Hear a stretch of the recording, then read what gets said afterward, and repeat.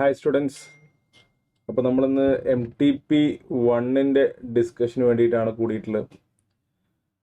MTP1 നോക്കുന്ന സമയത്ത് ഒട്ടും പുതുമകളൊന്നും തന്നെ ഇല്ലാത്തൊരു കൈൻഡ് ഓഫ് ക്വസ്റ്റ്യൻ പേപ്പർ തന്നെയാണ് MTP1 വന്നിട്ടുള്ളത്. അതായത് മെജോറിറ്റി ക്വസ്റ്റ്യൻസും നമ്മൾ ക്ലാസ്സിൽ ചെയ്യുകയും ഈവൻ റിപ്പീറ്റേഴ്സിൻ്റെ ക്ലാസ്സിലടക്കം ഇപ്പം ചെയ്തു തീർത്ത ക്വസ്റ്റ്യനുകൾ തന്നെയാണ് അധികം വന്നിട്ടുള്ളത്. പുതിയ ക്വസ്റ്റ്യൻ എന്ന് പറയാനാകെ ചെറിയ 1-2 ക്വസ്റ്റ്യൻ മാത്രമേ ഉള്ളൂ. ബാക്കിയെല്ലാം സുപരിചിതമായ ക്വസ്റ്റ്യൻ തന്നെയാണ് MTP-യിലുള്ളത്. എന്ന് കരുതി നിങ്ങളുടെ മെയിൻ എക്സാം അങ്ങനെ ആവണം എന്നുള്ള നിർബന്ധമൊന്നുമില്ല. MTP പൊതുവേ അങ്ങനെയാണ് ഇൻസ്റ്റിറ്റ്യൂട്ടിൻ്റെ ഒരു പാറ്റേൺ. MTP-യിൽ പൊതുവേ അങ്ങനെ പുതിയ ചോദ്യങ്ങൾ അധികം കാണാറില്ല. പക്ഷേ മെയിൻ എക്സാമിലേക്ക് വരുമ്പം എന്തായാലും ഒരു 30-35% റേഞ്ചിലെ ക്വസ്റ്റ്യൻസ് എന്തായാലും പുതിയത് ഉണ്ടാവും. അത് നിങ്ങൾ എന്തായാലും പ്രതീക്ഷിച്ചോ. MTP കണ്ട് ചെയ്തിട്ട് ഭയങ്കര കംഫർട്ടബിൾ ആണല്ലോ, ഇതുപോലത്തെ ക്വസ്റ്റ്യൻ പേപ്പർ ആയിരിക്കും എന്നുള്ളൊരു പ്രതീക്ഷയിൽ പോകണ്ട. എന്തായാലും കുറച്ച് ക്വസ്റ്റ്യൻസ് പുതിയത് ഉണ്ടാവും. അതിനൊക്കെ പ്രിപ്പയർ ചെയ്തിട്ട് മാക്സിമം ക്വസ്റ്റ്യൻസ് വർക്കൗട്ട് ചെയ്തിട്ട് തന്നെ പോകണം. പിന്നെ യൂഷ്വലി നമ്മൾ സമയം കുറവുള്ള സമയത്ത് കുട്ടികളോട് ലാസ്റ്റത്തെ കുറച്ച് വർഷങ്ങളിലെ RTP MTP ഒക്കെ ചെയ്തിട്ട് പോകാൻ പറയാറുണ്ടെങ്കിലും ഒരു 2022 മുതലുള്ളതെങ്കിലും ഇങ്ങോട്ട് നോക്കുന്നത് നല്ലതായിരിക്കും. ഓക്കെ, വളരെ റീസെൻ്റ് ആയിട്ടുള്ളത് മാത്രം നോക്കിയിട്ട് പോകുന്നതിൽ ചെറിയൊരു റിസ്ക് എലമെൻ്റ് ഉണ്ട്. മാക്സിമം ക്വസ്റ്റ്യൻസ് വർക്കൗട്ട് ചെയ്തിട്ട് തന്നെ പോകാൻ വേണ്ടി ശ്രമിക്കുക. വളരെ കുറഞ്ഞ സമയമുള്ളൂ എന്നറിയാം. അപ്പം ആ ഒരു സമയം മാക്സിമം നിങ്ങൾക്ക് യൂസ്ഫുൾ ആവുന്ന രീതിയിൽ സെറ്റ് ചെയ്യുന്നുള്ള ഒരു മെത്തേഡിലാണ് ഇപ്പോൾ നമ്മൾ ഈ സെഷനൊക്കെ കണ്ടക്ട് ചെയ്യുന്നത്. അപ്പം വളരെ പെട്ടെന്ന് തന്നെ നമ്മളിത് ഡിസ്കസ് ചെയ്യും. കാരണം ക്വസ്റ്റ്യൻസ് എല്ലാം തന്നെ ഫെമിലിയർ ആണ്, പലതും ഓൾറെഡി മുന്നേ ഡിസ്കസ് ചെയ്തിട്ടുള്ള ക്വസ്റ്റ്യനുകളാണ്. So we won't be taking much time with this. വളരെ ക്വിക്കായിട്ട് നമ്മൾ പരിപാടി തീർക്കും. ഓക്കെ, അപ്പോൾ ഫസ്റ്റ് ക്വസ്റ്റ്യൻ വരുന്നത് mister Gaurav and mister Vikas entered in a contract on 1st July 2025. Mister ഗൗരവും മിസ്റ്റർ വികാസും കൂടെ 1st July 2025 ഒരു കോൺട്രാക്റ്റിൽ എൻ്റർ ചെയ്തു. 100 tons ഓഫ് ഷുഗർ സപ്ലൈ ചെയ്യുന്നതിനുമായി ബന്ധപ്പെടുത്തിയിട്ടാണ് കോൺട്രാക്റ്റ് ഉള്ളത്. ഒരു 10 days എന്ത് ചെയ്യണം, ഡെലിവറി ചെയ്യണം എന്നുള്ള രീതിയിലാണുള്ളത്. ഓക്കെ, അഡ്വാൻസും കൊടുത്തു 70,000. പിന്നീട് മോഡ് ഓഫ് ട്രാൻസ്പോർട്ടേഷൻ ഇവർക്കിടയിലുള്ള റോഡ് വേ മാത്രമാണ്. 2nd July എന്ത് ചെയ്തു, ഫ്ലഡ് ഒക്കെ ചെയ്തു. അവർക്കിടയിൽ കണക്ട് ചെയ്യുന്ന റോഡൊക്കെ ഡാമേജ് ആയിപ്പോയി. ഇത് കാരണം ഇത് റിപ്പയർ ചെയ്യാൻ ഒരു 15 days സമയമെടുത്തു. അത് കാരണം 20th July ഡെലിവറി നടന്നത്. അത് വികാസ് എഗ്രി ചെയ്തില്ല. 1st August 2025 mister Gaurav compensation ചോദിച്ചു 20,000 rupees. ഷുഗർ അക്സെപ്റ്റ് ചെയ്യാത്തതിൻ്റെ പേരിലാണ് എന്ത് ചെയ്തത്, കോമ്പൻസേഷൻ ചോദിച്ചത്. It was not within the purview of the contract. കോൺട്രാക്റ്റിൽ അങ്ങനെ ഒരു കാര്യം പറഞ്ഞിട്ടൊന്നും ഉണ്ടായിരുന്നില്ല. ഷുഗർ അക്സെപ്റ്റ് ചെയ്യാത്തതിൻ്റെ പേരിൽ എന്ത് ചെയ്തു, കോമ്പൻസേഷൻ ചോദിച്ചു. 20,000 rupees കോമ്പൻസേഷൻ ചോദിച്ചു. അവിടെ വികാസ് അവൻ്റെ അഡ്വാൻസ് പേയ്മെൻറ്റ് കൊടുത്തിട്ടുണ്ടായിരുന്നല്ലോ 70,000. അതും എന്ത് ചെയ്തു, റീഫണ്ട് ക്ലെയിം ചെയ്തിട്ട് അവനും ചോദിച്ചു. Which he as paid as advance in terms of the contract analyse the above situation in terms of the provisions of the Indian contract act 1872 and decide on mister Vikas in contention. ശ്രദ്ധിക്കുക. അപ്പോൾ this is a case of supervening അല്ലെങ്കിൽ subsequent impossibility അല്ലേ. അതായത് മുന്നേ possible ആയിരുന്നു, പിന്നീട് ഒരു situation വന്നതിൻ്റെ അടിസ്ഥാനത്തിൽ അത് എന്തായി മാറിയതാണ്, ഇമ്പോസിബിളായിട്ട് മാറിയതാണ്. സബ്സിക്വൻറ്റ് ഇമ്പോസിബിലിറ്റിയാണ്. ഇവിടെ 20,000 ഡാമേജ് ക്ലെയിം ചെയ്യാൻ പറ്റുമോ, അതുപോലെ 70,000 അഡ്വാൻസ് കൊടുത്ത് തിരിച്ചു കിട്ടുമോ എന്നുള്ളതൊക്കെയാണ് ഡിസ്കഷൻ വരുന്നത്. എന്താ നിങ്ങളുടെ അഭിപ്രായം? ഡാമേജ് കിട്ടുകയില്ല, അഡ്വാൻസ് തിരിച്ചു കൊടുക്കുകയും വേണ്ടി വരും, ശരിയല്ലേ? സബ്സിക്വൻറ്റ് ഇമ്പോസിബിലിറ്റി അല്ലെങ്കിൽ സൂപ്പർവീനിങ് ഇമ്പോസിബിലിറ്റി അല്ലെങ്കിൽ പോസ്റ്റ് കോൺട്രാക്ച്വൽ ഇമ്പോസിബിലിറ്റി എന്നൊക്കെ നമ്മൾ പറയാറുണ്ട്. When performance of promise become impossible or illegal by occurrence of an unexpected event or a change of circumstances beyond the contemplation of the parties, the contract becomes void, that is change in law, etc. അതായത് നമ്മുടെ പരിധിയിൽ പെടാത്ത എന്തെങ്കിലും വിഷയങ്ങളുണ്ടായ മാറ്റങ്ങൾ കാരണം contract ഇനി perform ചെയ്യാൻ പറ്റാത്തൊരു സാഹചര്യം വന്നു. ക്ലിയർ ആണോ? ഇമ്പോസിബിളായി മാറി. ക്ലിയർ ആണോ? ചിലപ്പോൾ ഇല്ലീഗൽ ആയതുകൊണ്ടാവും, അല്ലെങ്കിൽ മറ്റെന്തെങ്കിലും ഒരു അൺഎക്സ്പെക്റ്റഡ് ഇവൻറ്റ് കൊണ്ടോ സർക്കംസ്റ്റാൻസിൽ വന്ന മാറ്റം കൊണ്ടൊക്കെ ആയിരിക്കും. Also, according to Section 65 of the Indian Contract Act 1872, agreement discovered to be void അല്ലെങ്കിൽ when a contract becomes void, ആരെങ്കിലും അതിൽ നിന്ന് എന്തെങ്കിലും അഡ്വാൻറ്റേജ് റിസീവ് ചെയ്തിട്ടുണ്ടെങ്കിൽ അത് തിരിച്ചു കൊടുക്കണം എന്ന് പറഞ്ഞിട്ടുണ്ട്, റീസ്റ്റോർ ചെയ്യണമെന്ന് പറഞ്ഞിട്ടുണ്ട്. ക്ലിയർ ആണോ? അപ്പോൾ അങ്ങനെ വരുമ്പോൾ ഇവിടെ നമ്മൾ പറഞ്ഞാൽ 70,000 തിരിച്ചു കൊടുക്കേണ്ടി വരും. അപ്പോൾ ഈ ക്വസ്റ്റ്യനിലേക്ക് നോക്കുന്ന സമയത്ത് 100 tons ഓഫ് ഷുഗറിൻ്റെ പേരിലാണ് നമ്മൾ എന്ത് ചെയ്തിട്ടുണ്ടായിരുന്നത്, കോൺട്രാക്റ്റിൽ എൻ്റർ ചെയ്തിട്ടുണ്ടായിരുന്നത്. ഫ്ലഡ് ഒക്കെ ചെയ്തത് കാരണം അത് എന്ത് ചെയ്യാൻ പറ്റില്ല, പെർഫോം ചെയ്യാൻ പറ്റില്ല. അങ്ങനെ എന്തായി മാറി, അത് വോയിഡായി മാറി. സ്വാഭാവികമായിട്ടും അപ്പോൾ ഈ ഒരു ബെനിഫിറ്റ് കിട്ടിയിട്ടുള്ള അഡ്വാൻസ് എന്ത് ചെയ്യണം, തിരിച്ചു കൊടുക്കണം. Clear? To pay back the amount of 70,000 received. Clear? അതുകൊണ്ട് തന്നെ വികാസിൻ്റെ കണ്ടൻഷൻ കറക്റ്റാണ്. 20,000 ഡാമേജ് ചോദിച്ചില്ലേ, 20,000 ഡാമേജ് ചോദിച്ചേ കിട്ടൂല കേട്ടോ. ക്ലിയർ? അഡ്വാൻസ് തിരിച്ചു മേടിക്കാം. ഓക്കെ, കാരണം അത് പിന്നെ കോൺട്രാക്ട് ബിക്കംസ് വോയിഡ് അല്ലെങ്കിൽ ഡിസ്കോർഡ് ടു ബി വോയിഡ് എന്നുള്ള രീതിയിലുള്ള സിറ്റുവേഷൻ വരുന്ന സമയത്ത് അവിടെ എന്തെങ്കിലും അഡ്വാൻറ്റേജസ് റിസീവ് ചെയ്തിട്ടുണ്ടെങ്കിൽ അത് തിരിച്ചു കൊടുക്കണം എന്നുള്ളതാണ് സെക്ഷൻ 65 പറഞ്ഞിട്ടുള്ളത്. അപ്പോൾ അതിനെ അടിസ്ഥാനപ്പെടുത്തിയിട്ട് അഡ്വാൻസ് തിരിച്ചു കൊടുക്കേണ്ടി വരും. ക്ലിയർ? ഡാമേജ് ഒന്നും ക്ലെയിം ചെയ്യാൻ പറ്റില്ല, കാരണം കറക്റ്റ് സമയത്ത് ഡെലിവറി നടക്കാത്തത് കൊണ്ടാണല്ലോ ആൾ റിജക്ട് ചെയ്തത്. അപ്പം അതിൻ്റെ പേരിൽ ഡാമേജ് ഒന്നും ക്ലെയിം ചെയ്യാൻ പറ്റില്ല. പിന്നെ വരുന്ന അടുത്ത ക്വസ്റ്റ്യൻ എന്ന് പറഞ്ഞു കഴിഞ്ഞാൽ argues is umbrella to M during rainy season. കുറേ 3 മാർക്സ് 2 മാർക്സ് ക്വസ്റ്റ്യൻ പാറ്റേണിൽ ഇതിൽ കിടക്കുന്നുണ്ട് കേട്ടോ. നമുക്ക് നിങ്ങൾക്കറിയാം, അറിയണ്ടാവും എന്ന് വിചാരിക്കുന്നു. അതായത് previous year exam question papers നോക്കിയിട്ടുണ്ടെങ്കിൽ നിങ്ങൾക്ക് മനസ്സിലാവും 2 ടൈപ്പിലുള്ള ക്വസ്റ്റ്യൻ പേപ്പേഴ്സ് ഉണ്ട്. ഒന്നിൽ കുറച്ചധികം ക്വസ്റ്റ്യൻസ് 3 മാർക്സ് 2 മാർക്സ് ബേസ്ഡൊക്കെ ഉണ്ടാവും. അങ്ങനെ ഒരു നമ്പർ ഓഫ് ക്വസ്റ്റ്യൻസിൻ്റെ കൗണ്ട് കൂടും. അതേസമയം വേറൊരു പാറ്റേൺ ഉണ്ട്, അത്രയും നമ്പർ ഓഫ് ക്വസ്റ്റ്യൻസ് ഇല്ലാത്ത രീതിയിൽ കുറച്ചും കൂടെ കൂടിയ മാർക്കിൽ ക്വസ്റ്റ്യൻസ് വരുന്ന രീതിയിലുള്ള ഒരു പാറ്റേൺ ഉണ്ട്. അപ്പം ഇത് കുറച്ചും കൂടെ ഈ കുറഞ്ഞ മാർക്കിലുള്ള ക്വസ്റ്റ്യൻസ് അധികമുള്ള രീതിയിലൊരു മെത്തേഡാണ് ഫോളോ ചെയ്തിട്ടുള്ളത്. അപ്പോൾ ഇവിടെ നോക്കുകയാണെങ്കിൽ R gives is umbrella to M.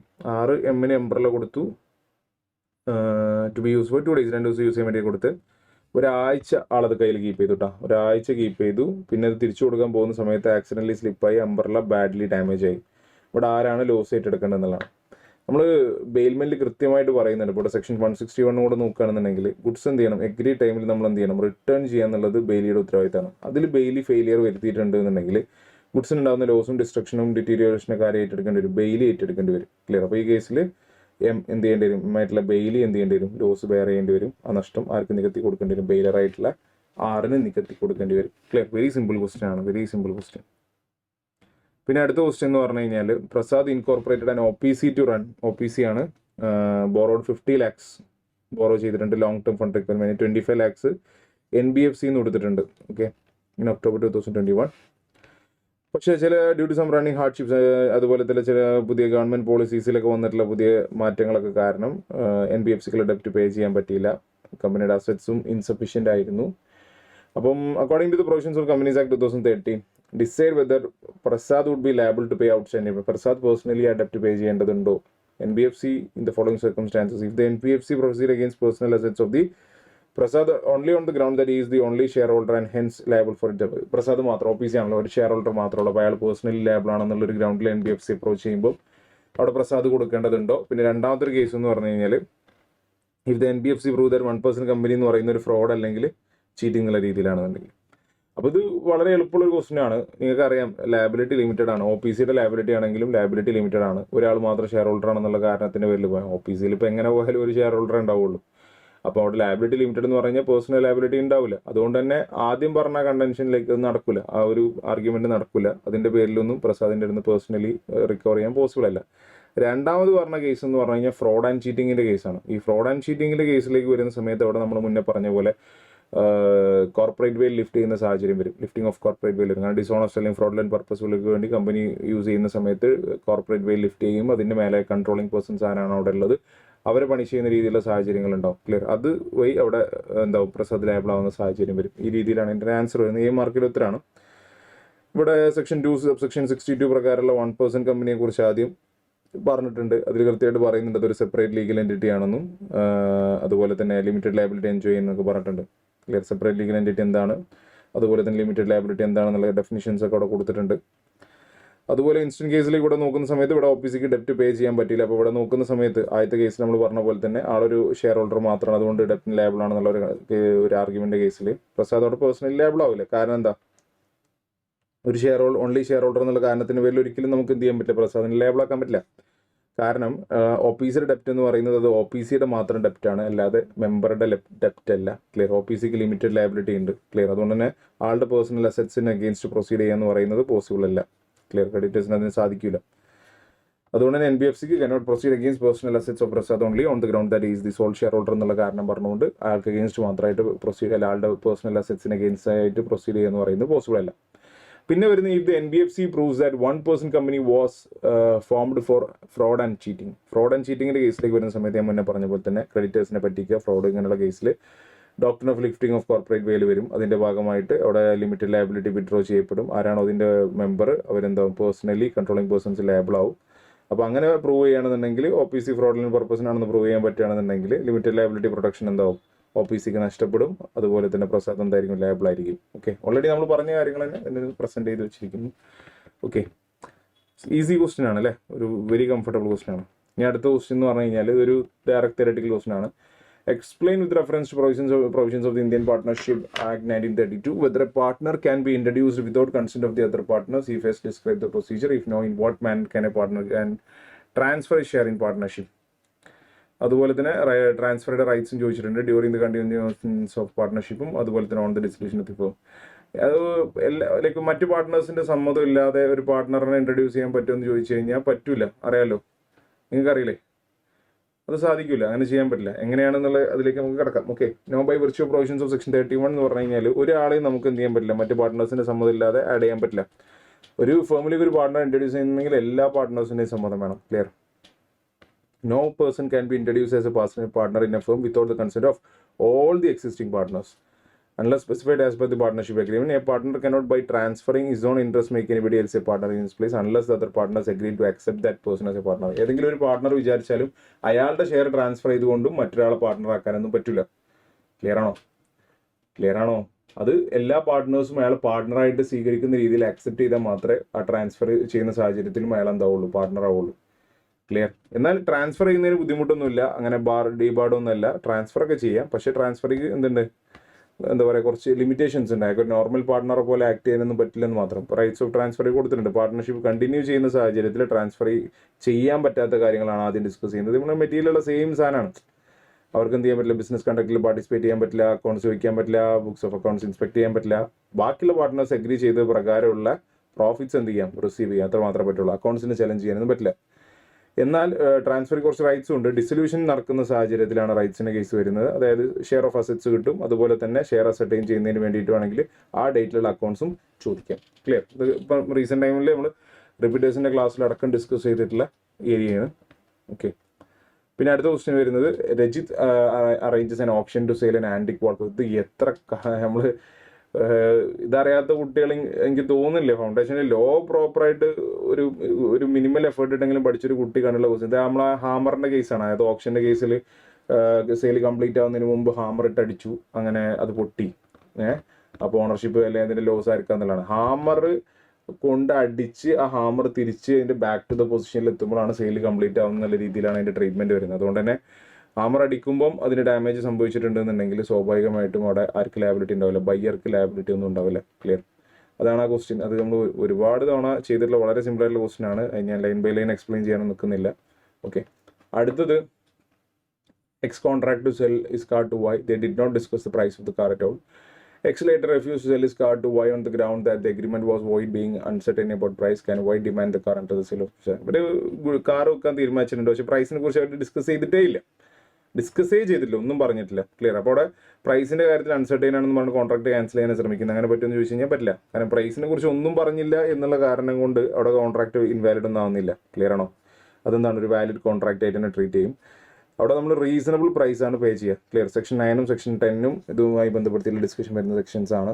Clear? നിങ്ങൾ നിർബന്ധമായിട്ട് നോക്കേണ്ട ഒരു സാധനമാണ് സെക്ഷൻ 9 10. അതിന് ബേസ് ചെയ്ത് ക്വസ്റ്റ്യൻ വരാൻ എപ്പോഴും ചാൻസസ് ഉണ്ട്. ക്ലിയർ? അപ്പോൾ ഇവിടെ ഒരു എന്താ പറയുക, പ്രൈസ് പ്രോപ്പറായിട്ട് ഫിക്സ് ചെയ്തിട്ടില്ല എന്നുള്ളൊരു കാരണത്തിന് പേരിൽ കോൺട്രാക്ട് ക്യാൻസൽ ചെയ്യുക എന്ന് പറയുന്നത് പോസിബിൾ അല്ല കേട്ടോ. റീസണബിൾ പ്രൈസ് എന്ത് ചെയ്താൽ മതി, കൊടുത്താൽ മതി. പിന്നെ വരുന്ന കേസ് ലിസ്റ്റഡ് കമ്പനി അൺലിസ്റ്റഡ് കമ്പനിയുടെ കേസ്. ഐ ഡോണ്ട് തിങ്ക് എത്രത്തോളം മെയിൻ എക്സാമിന് വരുന്ന എനിക്ക് അറിയില്ല. പക്ഷേ ഞാൻ പൊതുവേ ഇപ്പോൾ ഈ ലാസ്റ്റ് ടൈം ഞാൻ റീസെൻ്റ് ആയിട്ടും കൂടെ കുട്ടികളോട് പറഞ്ഞിട്ടുണ്ട്, നിങ്ങളിത് പഠിക്കുമ്പം ലിസ്റ്റഡ് കമ്പനിയുടെ കേസ് പഠിക്കുമ്പോൾ any of the securities listed on any recognised stock exchange എന്നുള്ള രീതിയിൽ അത്രമാത്രം പഠിച്ചു വെച്ചാൽ പോരാ. അതിൻ്റെ താഴെയുള്ള പോയിന്റും കൂടെ നിങ്ങൾ പഠിച്ചു വെക്കണം. That is provided that such class of companies which have listed or intend to list such class of securities as may be prescribe in consultation with the securities and exchange board shall not be considered as listed companies. ഈ സാധനം കയ്യിൽ add വരണം. അതായത് ഇപ്പോൾ ചില കമ്പനികളുടെ securities listed ആയിരിക്കും, അല്ലെങ്കിൽ അവർ ലിസ്റ്റ് ചെയ്യാൻ ഇന്റൻഡ് ചെയ്ത് നിൽക്കുന്നുണ്ടാവും. പക്ഷേ സെബിയുമായിട്ടുള്ള കൺസൾട്ടേഷൻ അവർ ലിസ്റ്റഡ് കമ്പനിയായിട്ട് ട്രീറ്റ് ചെയ്യേണ്ടെന്ന് തീരുമാനിച്ചിട്ടുണ്ട്. ക്ലിയർ? അപ്പോൾ അത്തരം കമ്പനികൾ ലിസ്റ്റഡ് കമ്പനി ആയിരിക്കില്ല എന്നുള്ളൊരു കേസ് അവിടെ പറയുന്നുണ്ട്. ആ പോയിന്റ് അവിടെ വരുന്നുണ്ട്. അതുപോലെ തന്നെ സെക്യൂരിറ്റീസിനെ ഡിഫൈൻ ചെയ്തിരിക്കുന്നത് 2 സബ്സെക്ഷൻ 81 ആ ഡെഫിനിഷൻ നമ്മൾ എടുത്തിരിക്കുന്നത് section 2 subsection 2 close H of security contract regulation act എന്നാണ് എടുത്തിട്ടുള്ളത് എന്നുള്ളൊരു പോയിന്റ് അവിടെ ഉണ്ട്. ഈ കാര്യങ്ങൾ നിങ്ങൾ അവിടെ എഴുതണം. 2 മാർക്കിന് വരുന്ന സമയത്ത് നിങ്ങൾ വെറും ആ മുകളിലുള്ള like any of it securities listed on any recognised stock exchange എന്നുള്ള ഒരൊറ്റ കാരണം പറഞ്ഞിട്ട് എന്ത് ചെയ്യരുത്, അതിനെ ഒതുക്കരുത്. അൺലിസ്റ്റഡ് കമ്പനി മീൻസ് കമ്പനി അത്ര തന്നെ ലിസ്റ്റഡ് കമ്പനി, അത്രയും മതി, അത്ര തന്നെ മെറ്റീരിയൽ ഉള്ളൂ. ബാക്കി നിങ്ങൾ അതും കൂടെ എഴുതേണ്ടി വരും. ഇൻ കേസ് എക്സാമിന് ഇങ്ങനെ ഒരു ക്വസ്റ്റ്യൻ വരികയാണ് എന്നുണ്ടെങ്കിൽ chances are kind of less. ഉറപ്പ് പറയാൻ പറ്റില്ല. MTPയിലും കൂടെ വന്നതുകൊണ്ട് സാധ്യതകൾ കുറച്ചും കൂടെ കുറയാണ് ചെയ്തിട്ടുള്ളത്. ബട്ട് സ്റ്റിൽ നിങ്ങൾ എന്തായാലും പഠിച്ചിട്ട് പോകണം, റിസ്ക് എടുക്കരുത്. ഓക്കെ, പിന്നെ വരുന്നത് classification of the companies on the base of control as per the companies act 2013 ആണ്. ഇത് നമ്മൾ എല്ലാ ഇതിലും ക്ലാസ്സസിലും ചെയ്യിക്കുന്ന ഒരു ക്വസ്റ്റ്യൻ ആണ്. അപ്പോൾ ഇതിലേക്ക് ഇപ്പോൾ നിങ്ങൾ ശ്രദ്ധിക്കേണ്ട ഒരു കാര്യം എന്താണെന്ന് വെച്ച് കഴിഞ്ഞാൽ, ഇത് ക്വസ്റ്റ്യനൊക്കെ ഓക്കെ, നല്ല ക്വസ്റ്റ്യൻ തന്നെയാണ്. പക്ഷേ ഇവിടെ നമ്മളോട് ഇപ്പം MTPയിലൊരു തിയററ്റിക്കൽ ക്വസ്റ്റ്യൻ ആയിട്ട് ഇത് ചോദിച്ചുകൊണ്ട് തന്നെ എക്സാമിന് മേ ബി ചിലപ്പോൾ ഇതിൽ നിന്നൊരു ക്വസ്റ്റ്യൻ വരുന്നത് ചിലപ്പം എന്തായിരിക്കും, ഒരു എന്താ പറയുക കേസ് സ്റ്റഡി ടൈപ്പ് ക്വസ്റ്റ്യൻ ആയിരിക്കും ചിലപ്പോൾ വരിക. ഓക്കെ, അപ്പോൾ ഇവിടെ ഹോൾഡിംഗ് സബ്സിഡിയറി കമ്പനിയെ ഡിഫൈൻ ചെയ്യുന്ന ആദ്യം companies holding company in relation to one or more other companies means a company of which such companies are subsidiary company. ഒരു കമ്പനി മറ്റൊരു കമ്പനിയുമായി ബന്ധപ്പെടുത്തി നോക്കുമ്പോൾ ആ കമ്പനിയുടെ സബ്സിഡി കമ്പനി ആണെങ്കിൽ ഈ കമ്പനിയുടെ ഹോൾഡിംഗ് കമ്പനി ആയിരിക്കും അല്ലേ. അതാണ് ഡെഫിനിഷൻ അല്ലേ. അതിൽ ഡെഫിനിഷൻ കാര്യമായി ഡിസ്കസ് ചെയ്യുന്ന സബ്സിഡറി കമ്പനിയെ കുറിച്ചിട്ടാണ് അല്ലേ. സബ്സിഡറി കമ്പനി എന്ന് പറഞ്ഞാൽ ഒന്നുകിൽ ബോർഡ് ഓഫ് ഡയറക്ടേഴ്സിന്റെ കോമ്പോസിഷൻ കൺട്രോൾ ചെയ്യണം, അല്ലെങ്കിൽ more than 1/2 of the total voting power. More than 1/2 of the total voting power. ഇത് ഏതെങ്കിലും ഒന്നുണ്ടെങ്കിൽ മാത്രമേ സബ്സിഡറി കമ്പനി ആവുള്ളൂ. ശരിയല്ലേ? ശരിയല്ലേടാ. അതുപോലെ തന്നെ നമ്മൾ പറയാറുണ്ട് എന്താ പറയുക, അസോസിയേറ്റ് കമ്പനി എന്ന് പറഞ്ഞു കഴിഞ്ഞാൽ സിഗ്നിഫിക്കൻറ്റ് ഇൻഫ്ലുവൻസ് ഉള്ള കമ്പനിയാണ് നമ്മൾ അസോസിയേറ്റ് കമ്പനി എന്ന് പറയുന്നത് അല്ലേ. സിഗ്നിഫിക്കൻറ്റ് ഇൻഫ്ലുവൻസ് എന്നുള്ള എന്താണെന്നുള്ളത് നമ്മൾ പറഞ്ഞിട്ടുണ്ട്. കൺട്രോൾ ഓഫ് അറ്റ്ലീസ്റ്റ് 20% എങ്കിലും ഉണ്ടെങ്കിലാണ് നമ്മൾ അതിനെന്ത് പറയുന്നത്, സിഗ്നിഫിക്കൻറ്റ് ഇൻഫ്ലുവൻസ് എന്ന് പറയുന്നത്. അതിലും നിങ്ങൾ ക്വസ്റ്റ്യൻ വരികയാണെങ്കിൽ, തിയററ്റിക്കൽ ക്വസ്റ്റ്യൻ വരികയാണെങ്കിൽ ജോയിന്റ് വെഞ്ചറിന്റെ കേസ് അടക്കം എല്ലാം നിങ്ങൾ എന്ത് ചെയ്യണം, നിർബന്ധമായിട്ടും എഴുതി വെക്കണം കേട്ടോ. പിന്നെ അടുത്ത് നമ്മുടെ ഡിസ്കഷൻ വരുന്ന ക്വസ്റ്റ്യൻ എന്ന് പറഞ്ഞു കഴിഞ്ഞാൽ who are the individuals which shall not be capable of becoming partner of LLP partner ആകാൻ പറ്റുന്ന കാപ്പബിൾ ആയിട്ടുള്ള പേഴ്സൺ. എന്തൊരു എളുപ്പമുള്ള ക്വസ്റ്റ്യൻ അല്ലേ. ആർക്കാണ് അതിലേക്ക് പറ്റുന്നത്, അല്ലെങ്കിൽ പറ്റാത്തത് ആരാന്ന് ഇവിടെ കൊടുത്തിട്ടുണ്ട്. അൺസോൾവെന്റിന് പറ്റൂല, അൺഡിസ്ചാർജ്ഡ് ഇൻസോൾവെന്റിന് പറ്റൂല. ഇൻസോൾവെന്റിന് വേണ്ടി അപ്ലിക്കേഷൻ കൊടുത്തിട്ടുണ്ട്, അപ്ലിക്കേഷൻ പെൻഡിങ്ങിലാണ്, ഇവർക്കൊന്നും പറ്റൂല. ഓക്കെ, അടുത്ത question, effect of registration of limited liability partnership. LLPയുടെ എഫക്ട്സ് ആഫ്റ്റർ രജിസ്ട്രേഷൻ എങ്ങനെ വരുന്നത്. അതിനെ സ്വന്തമായിട്ട് സ്യൂ ചെയ്യാനും മറ്റുള്ളവരെ സ്യൂ ചെയ്യാനും പറ്റും. They can acquire own hold and develop dispose property, മൂവബിളോ ഇമ്മൂവബിളോ ടാഞ്ചിബിളോ ഇൻഡിവിജ്വൽ ഒക്കെ ആയിക്കോട്ടെ. വേണമെങ്കിൽ കോമൺ സീൽ ആവാം if it decides to have one. അതുപോലെ തന്നെ body corporate lawfully do and suffer ചെയ്യുന്ന എല്ലാ കാര്യങ്ങളും ചെയ്യാൻ ആർക്ക് പറ്റും, രജിസ്ട്രേഷനോട് കൂടിയിട്ട് LLPക്ക് പറ്റും. It's A very simple question. LLP ഒരു കാരണവശാലും സ്കിപ്പ് ചെയ്യല മക്കളെ. 6 മാർക്കൊക്കെ സുഖമായിട്ട് അതിന് കിട്ടും, വെറുതെ കളയല്ലേ കേട്ടോ. ഇതും ഭയങ്കര സിമ്പിൾ ആയിട്ടുള്ള കണ്ടും അടുത്ത ക്വസ്റ്റ്യൻ ആണ് അല്ലേ. ഒരു സത്യം പറഞ്ഞ അങ്ങനെ ഒരു ചാലഞ്ചിങ് ആയിട്ടുള്ള ഒരു സാധനം അധികം ഇല്ല എന്ന് തന്നെ പറയേണ്ടത്. അങ്ങനത്തെ ക്വസ്റ്റ്യൻ ആണ്. X, Y and Z agree to divide the profits equally but the loss if any is to be borne by X alone. Is it case of partnership? അത് പാർട്ണർഷിപ്പ് ആണോ എന്നുള്ളതാണ് ചോദ്യം. എക്സും വൈയും സെറ്റും പ്രോഫിറ്റ്സ് ഡിവൈഡ് ചെയ്യുന്നുണ്ട്, പക്ഷേ loss X മാത്രമാണ്. പ്രശ്നമില്ല, കാരണം ലോസ് എല്ലാവരും ഷെയർ ചെയ്യണമെന്നുള്ള നിർബന്ധമില്ലല്ലോ. അതുകൊണ്ട് തന്നെ എന്താണ്, ഒരു പാർട്ണർഷിപ്പാണ്. It is a case of partnership. കാരണം പ്രോഫിറ്റ്സ് ഷെയർ ചെയ്യണം എന്നുള്ളതാണ് എസെൻഷ്യൽ എലമെന്റ്, ലോസ് ഷെയർ ചെയ്യുന്നത് എന്തല്ല, എസെൻഷ്യൽ എലമെന്റ് അല്ല. പിന്നെ വരുന്നതാണ് X a publisher agrees to publish a book at his own expense written by Y, clear, and to pay Y half of the net പ്രോഫിറ്റിന്റെ half കൊടുക്കും. Does this create a relation? ഇതൊരു partnership ആണോ? Is liable to a paper dealer for paper separate to X to print Y's book. അതുപോലെ book print ചെയ്യാൻ വേണ്ടി കൊടുത്തിട്ടുള്ള paper ഡീലറിലേക്ക് label ആണോ എന്നൊക്കെ ചോദിക്കുന്നുണ്ട്. അതൊരു പാർട്ണർഷിപ്പ് അല്ല. കാരണം ഷെയറിംഗ് ഓഫ് പ്രോഫിറ്റ് എന്ന് പറയുന്ന ഒരു പ്രൈമ ഫേസ് എവിഡൻസ് മാത്രമാണ്. അവിടെ മ്യൂച്വൽ ഏജൻസി ഉണ്ടെങ്കിൽ മാത്രമേ പാർട്ണർഷിപ്പ് എന്ന് പറയാൻ പറ്റുള്ളൂ. അത് ഇവിടെ ഇല്ല, ക്ലിയർ ആണ്. അതുകൊണ്ട് തന്നെ പാർട്ണർഷിപ്പ് ഇല്ലാത്തതുകൊണ്ട് തന്നെ തേർഡ് പാർട്ടി, അതായത് പേപ്പർ ഡീലറിന് അഗെയിൻസ്റ്റ് വൈ എന്താവില്ല, ലേബിൾ ആവുകയില്ല, ക്ലിയർ. പിന്നെ അടുത്ത് വരുന്ന ക്വസ്റ്റ്യൻ എന്ന് പറഞ്ഞു കഴിഞ്ഞാൽ രണ്ടുപേരും കൂടി ടീ ഷോപ്പ് തുടങ്ങി. ഇതൊക്കെ നിങ്ങൾക്ക് അറിയാലോ, ആവശ്യത്തിന് സാധനങ്ങളെല്ലാം വാങ്ങി എന്നിട്ട് വാടക കൊടുത്തു, വാടക രണ്ടാളും ഷെയർ ചെയ്യുന്നുണ്ട്. അത് കോണർഷിപ്പാണ്, അല്ലാണ്ട് എന്തല്ല, പാർട്ണർഷിപ്പ് അല്ല. Okay, done. അടുത്ത ക്വസ്റ്റ്യൻ വരുന്നത് MTK private limited registered under companies act. Company did not start its business till 31 July 2024. ഇവിടെ നമുക്ക് ഏത് കാറ്റഗറിയായിട്ട് ഇതിനെ എന്താ പറയുക ക്ലാസിഫൈ ചെയ്യാൻ പറ്റുന്നതാണ്. ഇനാക്റ്റീവ് കമ്പനിയായിട്ട് ക്ലാസിഫൈ ചെയ്തു. കാരണം 2 വർഷമായിട്ട് കാര്യമായിട്ടൊന്നും ചെയ്തിട്ടില്ലല്ലോ. കാര്യമായിട്ട് ഓപ്പറേഷൻസ് ഒന്നും തന്നെ ചെയ്തിട്ടില്ല. സിഗ്നിഫിക്കൻറ്റ് അക്കൗണ്ടിങ് ട്രാൻസാക്ഷൻസ് ഇല്ല ലാസ്റ്റ് 2 ഫൈനാൻഷ്യൽ ഇയേഴ്സിൽ. അതുപോലെ അല്ലെങ്കിൽ 2 ഇയർ ആയിട്ട് ഫൈനാൻഷ്യൽ സ്റ്റേറ്റ്മെന്റ് ആനുവൽ റിട്ടേൺസ് പ്രോപ്പറായിട്ട് ഫയൽ ചെയ്യാത്തവരൊക്കെയാണ് നമ്മൾ ഈ ഇനാക്റ്റീവ് കമ്പനിയിൽ പറയാം. സിഗ്നിഫിക്കൻറ്റ് അക്കൗണ്ടിങ് ട്രാൻസാക്ഷൻ എന്ന് പറയുന്നതിൽ വരുന്ന കാര്യങ്ങളോടെ കൊടുത്തിട്ടുണ്ട്. അതായത് കമ്പനിക്ക് കൊടുക്കുന്ന ഫീസ്, അതുപോലെ തന്നെ ഈ ആക്ടിന് ഫുൾഫിൽമെന്റുമായി ബന്ധപ്പെടുത്തിയിട്ടുള്ള പേയ്മെന്റുകൾ, ഷെയർസ് അലോട്ട്മെന്റുമായി ബന്ധപ്പെടുത്തിയിട്ടുള്ള കാര്യങ്ങൾ, അതുപോലെ തന്നെ ഓഫീസ് മെയിൻ്റനൻസിന് വേണ്ടിയുള്ള എക്സ്പെൻസ്. ഇതൊന്നും അല്ലാതെ വേറെ ട്രാൻസാക്ഷൻസ് ഒന്നും നടക്കുന്നില്ലെങ്കിൽ നമ്മളവിടെ പറയുന്നത് സിഗ്നിഫിക്കൻറ്റ് അക്കൗണ്ടിങ് ട്രാൻസാക്ഷൻസ് ഒന്നും തന്നെ നടക്കുന്നില്ല എന്നാണ്. അപ്പോൾ ഇവിടെ നമുക്ക് ഈ കമ്പനി അത് സ്വാഭാവികമായിട്ടും 5 ജാനുവരി 2022 മുതൽ 31 ജൂലൈ 2024 വരെ കാര്യമായിട്ടൊന്നും ചെയ്യാത്തതുകൊണ്ട് തന്നെ ഇവരെ നമുക്ക് എന്തായിട്ട് ട്രീറ്റ് ചെയ്യാൻ പറ്റും, ഒരു ഇനാക്റ്റീവ് കമ്പനിയായിട്ട് ട്രീറ്റ് ചെയ്യാൻ പറ്റും. ഓക്കെ, അടുത്ത ഒരു ക്വസ്റ്റ്യൻ വരുന്നത് എന്താ വെച്ചാൽ പെയ്ഡ് അപ്പ് ക്യാപിറ്റലും ടേൺ ഓവർ ഓഫ്. ഇതാണ് ഒരു എന്താ പറയുക, ഈ ക്വസ്റ്റ്യനിൽ ചെറിയൊരു പ്രശ്നമുണ്ട്. പ്രശ്നം എന്നല്ല, ആൻസറിലേക്ക് വരുമ്പോഴാണ് ചെറിയൊരു വിഷയമെങ്കിലും എനിക്ക് ഫീൽ ചെയ്ത്. ഓക്കെ, നമ്മളൊന്ന് ഡിസ്കസ് ചെയ്യാം. Paid up capital and turn over എന്ന് പറയുന്നത് ആരാധ്യ കോസ്മെറ്റിക്സ് പ്രൈവറ്റ് ലിമിറ്റഡിന്റെ കേസിലേക്ക് വരുന്നത് 4 crores 45 crores ആണ്. Directors of ACPL design follow some provisions as it is. അതൊരു സ്മോൾ കമ്പനിയാണെന്നുള്ള രീതിയിൽ പ്രൊവിഷൻസ് ഫോളോ ചെയ്യാനാണ് തീരുമാനിച്ചത്. കമ്പനി സെക്രട്ടറി പറഞ്ഞു അതെന്തല്ല, ഒരു സ്മോൾ കമ്പനി അല്ല. കാരണം ACPL എന്ന് പറയുന്നത് PFPL എന്ന് പറയുന്ന ഒരു കമ്പനിയുടെ ഹോൾഡിംഗ് കമ്പനിയാണ്.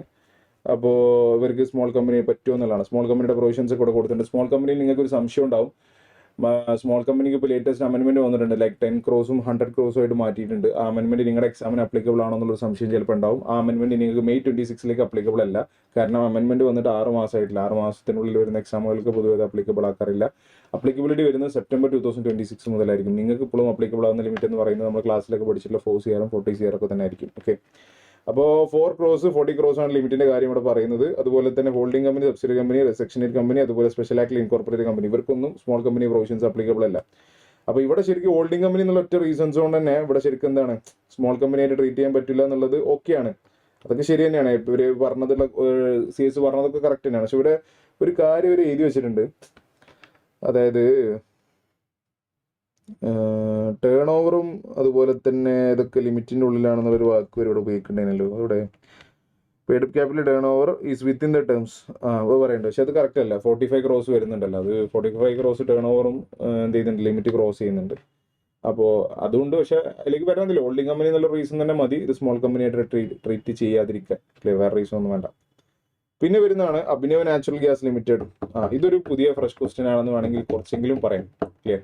അതായത് 140 കോടിയാണ് അവരുടെ total paid up share capital. അതിൽ 40.10 crores മഹാരാഷ്ട്ര ഗവൺമെന്റും അല്ല സെൻട്രൽ ഗവൺമെന്റ്, 30.20 crores മഹാരാഷ്ട്ര ഗവൺമെന്റും. ക്ലിയർ. ഇത് ഗവൺമെന്റ് കമ്പനിയാണെന്നുള്ളതാണ്. അപ്പോൾ ടോട്ടൽ 40.10 പ്ലസ് 30.20 ബൈ 140 അങ്ങനെ ചെയ്യുന്ന സമയത്ത് നമുക്ക് എത്ര പെർസെൻറ്റേജ് കാണാൻ സാധിക്കും? 51% വരണം. അവിടെ ശ്രദ്ധിക്കേണ്ട കാര്യം ഇതാണ്. 50%-ൽ കൂടുതലുണ്ടാവും. 70ക്ക് മേലെ വന്നു കഴിഞ്ഞാൽ എന്തുമായി? 50%-ൽ കൂടുതലായി. പക്ഷെ അത് പോരല്ലോ, നമുക്ക് എന്ത് വേണം? 51% വേണം. 51% സെൻട്രൽ ഗവൺമെന്റോ സ്റ്റേറ്റ് ഗവൺമെന്റോ ടുഗദർ ആയിട്ടോ അല്ലെങ്കിൽ സെപ്പറേറ്റ് ആയിട്ടോ എങ്ങനെയെങ്കിലൊക്കെ ഹോൾഡ് ചെയ്യുമ്പോൾ മാത്രമേ ഗവൺമെന്റ് കമ്പനി ഉണ്ടാവുള്ളൂ. ക്ലിയർ. അപ്പോൾ ഇവിടെ അത് ഗവൺമെന്റ് കമ്പനിയെ ട്രീറ്റ് ചെയ്യാൻ പറ്റില്ല. ഓക്കെ, ഇതൊരു ഫ്രഷ് ക്വസ്റ്റ്യൻ വേണമെന്ന് പറയാം. പിന്നെ ആന്റിസിപ്പേറ്ററി ബ്രീച്ചിന്റെ കേസാണ്. ആന്റിസിപ്പേറ്ററി ബ്രീച്ച് എന്ന് പറഞ്ഞു കഴിഞ്ഞാൽ നിങ്ങൾക്കറിയാം ഡയറക്റ്റ് ക്വസ്റ്റൻ ആണ്. ടൈം ഫിക്സ്ഡ് ആയിട്ടുള്ള ലൈക്ക് ഒരു സമയം ഫിക്സ് ചെയ്ത് വെച്ചാൽ അതിന് മുന്നേ തന്നെ കോൺട്രാക്ട് ബ്രീച്ച് ആവുകയാണ് അല്ലേ. അത്തരം സിറ്റുവേഷൻസിൽ അവിടെ പ്രോമിസർ ആദ്യം റെഫ്യൂസ് ചെയ്യണം, പെർഫോം ചെയ്യില്ല എന്നുള്ള രീതിയിൽ റെഫ്യൂസ് ചെയ്യണം, അല്ലെങ്കിൽ അയാൾ അൺവില്ലിംഗ്നെസ് അയാൾ അറിയിക്കുകയാണ്. ക്ലിയർ. അപ്പോൾ ആന്റിസിപ്പേറ്ററി ബ്രീച്ച് നമുക്ക് 2 ഓപ്ഷൻ ഉണ്ട്. ഒന്നുകിൽ നമുക്ക് സ്പോട്ടിൽ കോൺട്രാക്ട് ക്യാൻസൽ ചെയ്തിട്ട് ഡാമേജസ് ക്ലെയിം ചെയ്യാം, അല്ലെങ്കിൽ നമുക്ക് എന്ത് ചെയ്യാം, we can like not rescind contract, എന്നിട്ട് തൽക്കാലം വെയിറ്റ് ചെയ്യാം, ഓപ്പറേറ്റീവായിട്ട് വെയിറ്റ് ചെയ്യാം, എന്നിട്ട് നമുക്ക് എന്ത് ചെയ്യാം, ഡ്യൂ ഡേറ്റ് വരെ വെയിറ്റ് ചെയ്യാം. അപ്പോൾ ഇവിടെ നമ്മൾ കോൺട്രാക്ട് അലൈവായിട്ട് കീപ്പ് ചെയ്യുമ്പോൾ രണ്ടുപേരുടെയും ബെനിഫിറ്റ്സിന് വേണ്ടിയിട്ടാണ് നമ്മൾ ഈ കോൺട്രാക്ട് അലൈവായിട്ട് കീപ്പ് ചെയ്യുന്നത്. അതായത് ഇൻ കേസ് വല്ല സബ്സിക്വന്റ് ഇമ്പോസിബിലിറ്റി വന്നു കഴിഞ്ഞാൽ പ്രോമിസർക്ക് അതൊരു എസ്കേപ്പ് ആകാനുള്ള ഓപ്പർച്യൂണിറ്റി ആകും. കാരണം സബ്സിക്വന്റ് ഇമ്പോസിബിലിറ്റി എന്നുള്ള രീതിയിൽ അയാൾക്ക് അതിൽ നിന്ന് എസ്കേപ്പ് ആകാൻ പറ്റും. ഇനി അഥവാ പ്രോമിസറുടെ മൈൻഡ് മാറി അയാൾ പെർഫോം ചെയ്യാൻ നമുക്ക് ആ ഒരു പെർഫോമൻസിന്റെ ബെനിഫിറ്റ് നമുക്ക് കിട്ടും. അപ്പോൾ ഈ രണ്ട് കൂട്ടർക്കും നമ്മൾ ഇത് അലൈവായിട്ട് കീപ്പ് ചെയ്യുന്ന സമയത്ത് ബെനിഫിറ്റിനുള്ള സാധ്യതകളുണ്ട്. ക്ലിയർ. അപ്പോൾ ഒന്നുകിൽ സ്പോട്ടിൽ കോൺട്രാക്ട് ക്യാൻസൽ ചെയ്ത് ഡാമേജ് ക്ലെയിം ചെയ്യാം, അല്ലെങ്കിൽ പിന്നീട് ഡ്യൂ ഡേറ്റ് ആവുന്ന സമയം വരെ വെയിറ്റ് ചെയ്തിട്ട് പിന്നീട് കോൺട്രാക്ട് ക്യാൻസൽ ചെയ്ത് ഡാമേജ് ക്ലെയിം ചെയ്യാം. അപ്പോൾ ഈ 2 ഓപ്ഷൻസും ഉണ്ട്. രണ്ടാമത്തെ ഓപ്ഷനിൽ ഞാൻ ഈ പറഞ്ഞ വ്യത്യാസം അതിൽ വരുന്നത് മാത്രം. ഓക്കെ.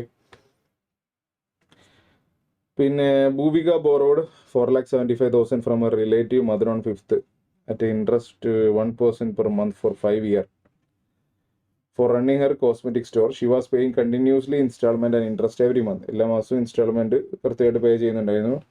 പക്ഷെ ചില sudden introduction of natural care product എന്തായിപ്പോയി, കേടായിപ്പോയി. As a result she was unable to pay monthly instalment from May 2021 onwards. പിന്നെ ദ ഡെപ്റ്റ് കോഡ് ടൈം ബാർഡ്, ആ ഡെപ്റ്റ് എന്തായി പോവുകയും ചെയ്തു, ടൈം ബാർഡായി പോവുകയും ചെയ്തു. അവർ on account of continuous persuasions of അവർ റിലേറ്റീവ്സ്. ഭൂമിക എന്ത് ചെയ്തു, പ്രോമിസ് ചെയ്തു ഇൻ റൈറ്റിംഗിൽ outstanding amount shortly within a few months pay ചെയ്തോളാം എന്ന് പറഞ്ഞിട്ട്. ക്ലിയർ. ഇനി ഇത് ലീഗലി റിക്കവർ ചെയ്യാൻ പറ്റുമോ എന്നുള്ളതാണ് ചോദ്യം. ഇനി ലീഗലി റിക്കവർ ചെയ്യാൻ പറ്റും. ടൈം ബാർഡ് ഡെപ്റ്റ് ലീഗലി റിക്കവർ ചെയ്യാൻ പറ്റില്ല എന്നുള്ളത് ശരിയാണ്. പക്ഷേ ഇവിടെ നിങ്ങൾ കേസ് നോക്കുന്ന സമയത്ത് നിങ്ങളോട് ശ്രദ്ധിക്കേണ്ട ഒരു കാര്യം എന്താ വെച്ച് കഴിഞ്ഞാൽ, ഇവിടെ ഞാനിപ്പോഴാണ് ശ്രദ്ധിച്ചത്, ഞാൻ ഒരു ഗ്രേ കളർ പോലത്തെ ഷർട്ട് ഇട്ടതുകൊണ്ട് ശരിക്കും എൻ്റെ തല മാത്രം കാണുന്ന രീതിയിൽ ഉണ്ടല്ലേ. കുഴപ്പമില്ല. അപ്പോൾ ഇരിക്കല്ലേ. ഓക്കെ. അപ്പോൾ ടൈം ബാർഡ് ഡെപ്റ്റിൽ നമുക്ക് എൻഫോഴ്സ് ചെയ്യാൻ പറ്റില്ല എന്നുള്ളത് ശരിയാണ്. പക്ഷേ promise to pay time barred ഡെപ്റ്റ് നമുക്ക് എൻഫോഴ്സ് ചെയ്യാൻ പറ്റും. ഇതങ്ങനെയാണ്. കാരണം നമ്മുടെ റൈറ്റിംഗിൽ പ്രോമിസ് ചെയ്തിട്ടുണ്ടല്ലോ, promise to pay time barred ഡെപ്റ്റ് ആണ്, റൈറ്റിംഗിലുമാണ്. അപ്പോൾ അത് വാലിഡ് വിത്തൗട്ട് കൺസിഡറേഷൻ എന്നുള്ള രീതിയിൽ, no consideration no contract exception നമ്മൾ പറയുന്ന സാധനമാണ് promise to pay time barred ഡെപ്റ്റ്. അതുകൊണ്ട് അങ്ങനെ റൈറ്റിംഗിൽ പ്രോമിസ് ചെയ്തുകൊണ്ട് തന്നെ എന്ത് ചെയ്യേണ്ടി വരും, ഭൂമിക പേയ്മെന്റ് കൊടുക്കേണ്ടി വരും, ഇല്ലെങ്കിൽ സ്യൂ ചെയ്യാനൊക്കെ പറ്റും. ഓക്കെ. അടുത്ത കേസ് വരുന്നത് ചായ and Abir are very good friends. ചായ ബർത്ത്ഡേക്ക് അബീറിന് ഗിഫ്റ്റ് ചെയ്തു ഐഫോൺ വർത്ത് 1.35 lakhs. ഇത് വാലിഡ് ആണോ എന്നുള്ളതാണ്. കംപ്ലീറ്റഡ് ഗിഫ്റ്റ് ആണ്, വാലിഡ് ആണ്. അതിലൊന്ന് ഫർദർ ഞാൻ ഓരോ ലൈൻ ബൈ ലൈൻ പോകേണ്ട ആവശ്യമൊന്നുമില്ലല്ലോ. പിന്നെ അടുത്തത്, Amol promise give a gold ring worth 1 lakh to her friend Chakori on her ബർത്ത്ഡേക്ക് 1 lakh rupees വെറുത്തുള്ള ഗോൾഡ് റിംഗ് ഗിഫ്റ്റ് ചെയ്യാന്ന് പറഞ്ഞു. ഇത് എൻഫോഴ്സിബിൾ ആണോ എന്നുള്ളതാണ് ചോദ്യം. ഇത് തന്നെ ഒരു ഹസ്ബൻഡ് ആൻഡ് വൈഫ് ആണെങ്കിൽ വ്യത്യാസം വരുമോ എന്നുള്ളതാണ്. അവിടെ ഈ യൂഷ്വലി നമുക്കറിയാം നോ കൺസിഡറേഷൻ നോ കോൺട്രാക്ട് ആണ്. അപ്പോൾ എഗ്രിമെന്റ് മെയ്ഡ് വിത്തൗട്ട് കൺസിഡറേഷൻ എന്തായിരിക്കും, സ്വാഭാവികമായിട്ട് ഇവിടെ വോയിഡ് ആയിരിക്കും. അപ്പോൾ ഇവിടെ നമ്മൾ ഒരു കാര്യം കൂടെ എക്സെപ്ഷൻ നമ്മൾ ആദ്യം പറയുന്നത് ഔട്ട് ഓഫ് നാച്ചുറൽ ലെവൻ്റെ എഫെക്ഷൻ ഒരു കേസും കൂടെ പറയുന്നുണ്ട്. അവിടെ നിയർ പാർട്ടി സ്റ്റാൻഡിങ് നിയർ റിലേഷനിലും അതുപോലെ തന്നെ അത് റൈറ്റിങ്ങിലും രജിസ്റ്റേർഡും അങ്ങനെയൊക്കെയാണെന്നുണ്ടെങ്കിൽ അവിടെ ഒരു ഔട്ട് ഓഫ് നാച്ചുറൽ ലെവൻ്റെ എഫെക്ഷനിൽ വരുന്ന കേസിൽ അവിടെ എന്തുണ്ട്, നോ കൺസിഡറേഷൻ, അതായത് കൺസിഡറേഷൻ ഇല്ലാതെ കോൺട്രാക്ട് വാലിഡ് ആവും. അപ്പോൾ ഇവിടെ ആദ്യത്തെ കേസിൽ കോൺട്രാക്ട് എന്താവില്ല, വാലിഡ് ആവില്ല. അമ്മോല് മിയർലി ഫ്രണ്ട്സ് ആയതുകൊണ്ട് തന്നെ അവിടെ എന്താവില്ല, ആ കോൺട്രാക്ട് വാലിഡ് ആവില്ല, കൺസിഡറേഷൻ ഇല്ലാത്തതുകൊണ്ട് തന്നെ. രണ്ടാമത്തെ കേസിൽ ഹസ്ബൻഡ് ആൻഡ് വൈഫ് വരുന്ന സമയത്ത് നിയർ റിലേഷൻ ഒക്കെ വന്നു, ഔട്ട് ഓഫ് നാച്ചുറൽ ലെവൻ്റെ എഫെക്ഷൻ ഒക്കെ ഫൈനാണ്. പക്ഷേ അത് റൈറ്റിംഗും രജിസ്റ്റേർഡ് ആണെങ്കിൽ മാത്രമാണ് ആ പറയുന്ന രീതിയിൽ അപ്ലിക്കബിൾ ആക്കാൻ നമുക്ക് പറ്റുള്ളൂ. ക്ലിയർ ആണോ? അതിന് വാലിഡ് ആക്കാൻ പറ്റുള്ളൂ. ഇപ്പോൾ റൈറ്റിംഗോ രജിസ്റ്റേർഡോ അല്ലാത്തതുകൊണ്ട് നമുക്ക് എന്ത് പറയാൻ പറ്റില്ല, അത് വാലിഡ് കോൺട്രാക്ട് ആണെന്ന് പറയാൻ പറ്റില്ല, അത് ലീഗലി എൻഫോഴ്സിബിൾ ആണെന്ന് പറയാൻ പറ്റില്ല. ക്ലിയർ ആണോ? അത് റൈറ്റിംഗിലും രജിസ്റ്റേർഡിലും ആണെങ്കിൽ നമുക്ക് എന്ത് പറയാം, അത് എൻഫോഴ്സിബിൾ ആണെന്ന് പറയാം. ക്ലിയർ ആണോ? ക്ലിയർ. അടുത്ത് ബിൽ ഓഫ് എക്സ്ചേഞ്ച് എന്താണെന്നുള്ളതാണ്. ബിൽ ഓഫ് എക്സ്ചേഞ്ച് പറയുന്ന ഇൻസ്ട്രുമെന്റ് ആണ് in writing containing unconditional order signed by the maker directing a certain person to pay certain sum of money. Directing a certain person ആണ്, അതാണ് main സാധനം ഇതിൽ. Sum of money only to to the order of a certain person or to the order അല്ലെങ്കിൽ to the bearer of the instrument. ഇതിൽ parties വരുമ്പോൾ we have drawer എന്ന് പറഞ്ഞു കഴിഞ്ഞാൽ ബില്ല് ഉണ്ടാക്കുന്ന ആളാണ്. ഡ്രോയാണ് ആക്സെപ്റ്റ് ചെയ്യുന്ന ആൾ, പൈസ കൊടുക്കാനുള്ള ആൾ. പിന്നെ പേ എന്ന് പറയുന്നത് ഫൈനലി പൈസ കിട്ടുന്ന ആളെ. എസെൻഷ്യൽ ക്യാരക്ടറിസ്റ്റിക്സ് നോക്കുകയാണെങ്കിൽ അത് നിർബന്ധമായിട്ടും റൈറ്റിംഗിലായിരിക്കണം. ഒരു എക്സ്പ്രസ് ഓർഡർ ടു പേ ഉണ്ടായിരിക്കണം. അതുപോലെ തന്നെ ആ ഓർഡർ ഡെഫിനറ്റ് ആയിരിക്കണം, അൺകണ്ടീഷണൽ ആയിരിക്കണം. ഡ്രോയർ നിർബന്ധമായിട്ടും ഇൻസ്ട്രുമെന്റ് സൈൻ ചെയ്യണം. ഡ്രോയറും ഡ്രോയും പേ ഒക്കെ സെർട്ടൈൻ ആയിരിക്കണം, ആരാന്നുള്ള കാര്യത്തിൽ വ്യക്തത ഉണ്ടാവണം. അത് 3 ഡിഫറെൻറ്റ് പാർട്ടീസ് ആവണമെന്നില്ല, ചില സമയത്ത് ഡ്രോയറും പേയും സെയിം ആവാം, അങ്ങനെയുള്ള സാഹചര്യങ്ങളും ഉണ്ടാവും. സംബന്ധമായിരിക്കണം, സെർട്ടൈൻ ആയിരിക്കണം. എമൗണ്ടിൽ വേറെ പ്രശ്നങ്ങൾ വ്യത്യാസങ്ങളൊന്നും ഉണ്ടാകാൻ പാടില്ല. ഓർഡർ നിർബന്ധമായിട്ട് must be to pay money only ആയിരിക്കണം. അതുപോലെ തന്നെ ഇറ്റ് മസ്റ്റ് ബി സ്റ്റാമ്പ്ഡ്. പിന്നെ വരുന്നൊരു കേസാണ് what is the significance of supreme court and high court in Indian judiciary. Supreme കോർട്ടിൻ്റെയും ഹൈക്കോർട്ടിൻ്റെയും റെലവൻസ് എന്നുള്ള രീതിയിൽ അത് നിങ്ങളെ മെറ്റീരിയൽ കൊടുത്തേക്കുന്ന സുപ്രീം കോർട്ടിനെ കുറിച്ചും ഹൈക്കോർട്ടിനെ കുറിച്ചുള്ള കാര്യങ്ങൾ എഴുതി വെക്കുക. IRF എന്നുള്ള ക്വസ്റ്റൻ ആണ് ഞാൻ പറഞ്ഞത്, 6 മാർക്കിൻ്റെ ക്വസ്റ്റൻ ആയിരുന്നുണ്ടാവും. ആ IRFിലുള്ള എല്ലാ ഏരിയാസും പക്ക നോക്കി വെച്ച് പോയിക്കോ, 6 മാർക്ക് ഷുവറായിട്ട് കിട്ടും. ഒരു റിസ്ക്കും ഇല്ലാത്ത ഏരിയയാണ്, വെറുതെ സ്കിപ്പ് ചെയ്ത് മണ്ടത്തരം കാണിക്കാൻ നിൽക്കണ്ട. നിർബന്ധമായിട്ട് IRF പഠിച്ചിട്ട് പോയിക്കോ. സുപ്രീം കോർട്ടിൻ്റെ കേസോട് പറഞ്ഞിട്ട് നമ്മുടെ എപെക്സ് ബോഡിയാണ് ജുഡീഷ്യറി, എസ്റ്റാബ്ലിഷ് ചെയ്ത് 26 ജാനുവരി 1995 നമ്മുടെ ഏറ്റവും ഹയസ്റ്റ് അതോറിറ്റിയാണ്. അതിൽ പ്രിൻസിപ്പൽ ബെഞ്ചിലുള്ളത് 7 മെമ്പേഴ്സ് ആയിരുന്നു ഇനീഷ്യലി, ഇപ്പോൾ അത് 34 ആക്കിയിട്ടുണ്ട്. കാരണം ഒരുപാട് കേസുകൾ കൂടിയില്ലേ. അവിടെ നമുക്ക് എന്തെങ്കിലും റിലീഫ് വേണമെങ്കിൽ ഇൻഡിവിജ്വലിനെ writ petition under article 32 file ചെയ്യാവുന്നതാണ്. അതുപോലെ ഹൈക്കോർട്ടിലേക്ക് വരുമ്പോൾ ഓരോ സ്റ്റേറ്റിൻ്റെയും യൂണിയൻ ടെറിട്ടറിയും ഹയസ്റ്റ് കോർട്ടാണിത്. Article 214 of the Indian constitution state that there must be high court in ഓരോ സ്റ്റേറ്റിലും ഒരു ഹൈക്കോർട്ടെങ്കിലും വേണമെന്ന് ആർട്ടിക്കിൾ 214 ആണ് പറയുന്നത്. ഹൈക്കോർട്ട് എന്ന് പറയുന്നത് ഒരു അപ്പലേറ്റ് ഒറിജിൻ ജൂറിസ്ഡിക്ഷൻ ഉണ്ട് ആൻഡ് സൂപ്പർവൈസറി ജൂറിസ്ഡിക്ഷൻ. അവർ ആർട്ടിക്കിൾ 227 ഹൈക്കോർട്ടിൻ്റെ സൂപ്പർവൈസറി പവർ എന്ത് ചെയ്യുന്നുണ്ട്, ലിമിറ്റ് ചെയ്യുന്നുണ്ട്. അതുപോലെ ഇന്ത്യയിൽ മൊത്തം 25 ഹൈക്കോർട്ട്സ് ആണുള്ളത്, ഓരോ സ്റ്റേറ്റിനും ഓരോ യൂണിറ്റ് എന്നുള്ള രീതിയിൽ. അതുപോലെ 6 സ്റ്റേറ്റ് എന്ത് ചെയ്യുന്നുണ്ട്, ഒരു സിംഗിൾ ഹൈക്കോർട്ട് ഷെയർ ചെയ്യുന്നുണ്ട്. റെമഡി എന്തെങ്കിലും വേണമെങ്കിൽ പീപ്പിളിന് ആളുകൾക്ക് എന്ത് ചെയ്യാം, എന്തെങ്കിലും വയലേഷൻ ഓഫ് ഫണ്ടമെന്റൽ റൈറ്റ്സ് ഒക്കെ ഉണ്ടാകുന്ന സമയത്ത് writ petition under article 226 file ചെയ്യാം. It's a pure theoretical by heart area. അതിൽ ഞാൻ വേറെ അധികം എക്സ്പ്ലെയിൻ ചെയ്യാനും നിൽക്കുന്നില്ല. അടുത്തത് mister G sold some goods to mister H for a certain price by issue of an invoice but payment respect of the same was not received on that day. Mister G mister എച്ചിന് എന്ത് ചെയ്തു, കുറച്ച് goods sale ചെയ്തു, പക്ഷെ payment ഒന്നും കിട്ടിയിട്ടുണ്ടായിരുന്നില്ല. Goods pack ചെയ്ത് നല്ല കൃത്യമായിട്ട് എന്ത് ചെയ്തു, ജിൻ്റെ ഗോഡൗണിൽ വെച്ചു. ഗുഡ്സ് എച്ചിൻ്റെ ഏജന്റ് ഇൻസ്പെക്ട് ചെയ്തിട്ടുണ്ടായിരുന്നു, ഒക്കെ കാര്യങ്ങളൊക്കെ ഓക്കേനു. Later on dues of the goods settle in cash, പിന്നീട് ക്യാഷിൽ സെറ്റിൽ ചെയ്യുകയും ചെയ്തു. പക്ഷേ after receiving cash mister H did എന്ത് ചെയ്തു, എച്ചിനോട് ഗുഡ്സ് കൊണ്ടുപോകാൻ പറഞ്ഞു ഗോഡൗണിൽ, കാരണം അയാൾക്ക് വേറെ ഗുഡ്സ് ഒക്കെ വെക്കാണ്ടെന്നൊക്കെ പറഞ്ഞു. ഒരു ദിവസം കഴിഞ്ഞ് മിസ്റ്റർ എച്ച് എന്ത് ചെയ്തില്ല, ഗുഡ്സ് എടുത്തിട്ട് പോയില്ല. ജീപ്പ് എന്ത് ചെയ്തു, ഗോഡൗണിൽ എടുത്തിട്ട് ഓപ്പൺ സ്പേസിലേക്ക് മാറ്റി വെച്ചു. ഡ്യൂ ട്രെയിൻ കാരണം ഗുഡ്സ് ഡാമേജ് ആയി പോയി. ഈ സിറ്റുവേഷൻ അനലൈസ് ചെയ്തിട്ട് ആരാണ് റെസ്പോൺസിബിൾ എബൌട്ട് ഡാമേജിന് എന്നുള്ളതാണ്. അക്കോർഡിംഗ് ടു സെക്ഷൻ 44 ആണ് കേസ് വരുന്നത്. Seller ready and willing to deliver the goods and request the buyer to take delivery and the buyer does not within reasonable time. Goods ready and willing ആയിരുന്നു, reasonable ടൈമിൽ buyer delivery എടുത്തില്ല. Clear. അത്തരം സാഹചര്യത്തിൽ is liable to seller for any loss occasion. ആ neglect കാരണം ഉണ്ടാകുന്നതിന് സെല്ലറോട് എന്തായിരിക്കും, ബയർ ലാബിൾ ആയിരിക്കും എന്തെങ്കിലും ലോസ് ഉണ്ടായിട്ടുണ്ടെന്നുണ്ടെങ്കിൽ. Clear. Or refuse to take delivery and also for A അതുപോലെ തന്നെ എന്തെങ്കിലും ടേക്ക് കെയർ ചെയ്യാൻ വേണ്ടിയിട്ട് വല്ല റീസണബിൾ എക്സ്പെൻസസ് വന്നിട്ടുണ്ടെങ്കിൽ അത് ടേക്ക് കെയർ ചെയ്യാൻ വേണ്ടതും. അതുപോലെ തന്നെ risk of loss of goods prima facie following the passing of property goods. Risk of loss എന്ന് പറയുന്നത് ഓണർഷിപ്പിനെ ബേസ്, റിസ്ക് ഫോളോസ് ഓണർഷിപ്പ് എന്നാണ് നമ്മൾ പറയാറുള്ളത്. അതുകൊണ്ട് തന്നെ സെല്ലറുടെ റിസ്ക്കിലാണ് ഓണർഷിപ്പ് ട്രാൻസ്ഫർ ആവുന്നത് വരെ. ട്രാൻസ്ഫർ ആയി കഴിഞ്ഞാൽ അതിന്റെ റിസ്ക് ഉള്ളത് ബയ്യർക്കാണ്. ഇവിടെ ഓണർഷിപ്പ് എന്തായിട്ടുണ്ട്, ബയ്യറിലേക്ക് ട്രാൻസ്ഫർ ആയിട്ടുണ്ട്. കാരണം ഓൾറെഡി ആ എച്ചിനെ കൃത്യമായിട്ട് ഇന്റിമേറ്റ് ചെയ്ത് പറഞ്ഞിട്ടുണ്ട്, വേറെ ഗുഡ്സ് വെക്കാനുണ്ടെങ്കിൽ എടുത്തിട്ട് പോകണം എന്നുള്ള കാര്യങ്ങളൊക്കെ പറഞ്ഞതാണ്. അതുപോലെ അവർ വന്ന് ഇൻസ്പെക്ട് ചെയ്തൊക്കെ പോയതാണ്. അതുകൊണ്ട് തന്നെ എച്ച് എന്ത് ചെയ്യണമായിരുന്നു, ഡെലിവറി എടുക്കണമായിരുന്നു. അതുകൊണ്ട് തന്നെ ഗുഡ്സിന്റെ ഡാമേജ് ആരിലേക്കാണ് വരിക, ബയ്യർ ആയിട്ടുള്ള എച്ചിലേക്കാണ് വരിക. ഓക്കെ. പിന്നെ അതന്നെ if the price of the goods would not have been settled in cash and some amount would have been pending, fully ക്യാഷിൽ സെറ്റിൽ ചെയ്തിട്ടില്ല എന്നുണ്ടെങ്കിൽ, കുറച്ച് പെൻഡിങ് ഉണ്ടെങ്കിൽ അൺപെയ്ഡ് സെല്ലറിന്റെ കേസ് അവിടെ വരും. ക്ലിയർ.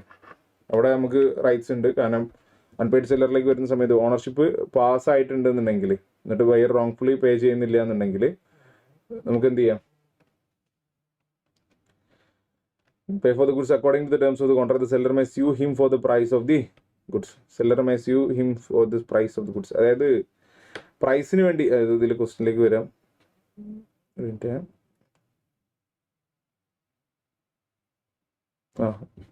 ഓക്കെ. അപ്പോൾ അവിടെ നമുക്ക് എന്ത് ചെയ്യാൻ പറ്റും, റോങ്ഫുള്ളി പേ ചെയ്തിട്ടില്ലെങ്കിൽ സ്യൂട്ട് ഫോർ പ്രൈസ് ഫയൽ ചെയ്യാനുള്ള ഓപ്ഷൻ ഉണ്ട്. ഓണർഷിപ്പ് പാസ്സായി നമുക്ക് പൈസ കിട്ടിയിട്ടില്ല എന്നുണ്ടെങ്കിൽ we can file suit for price.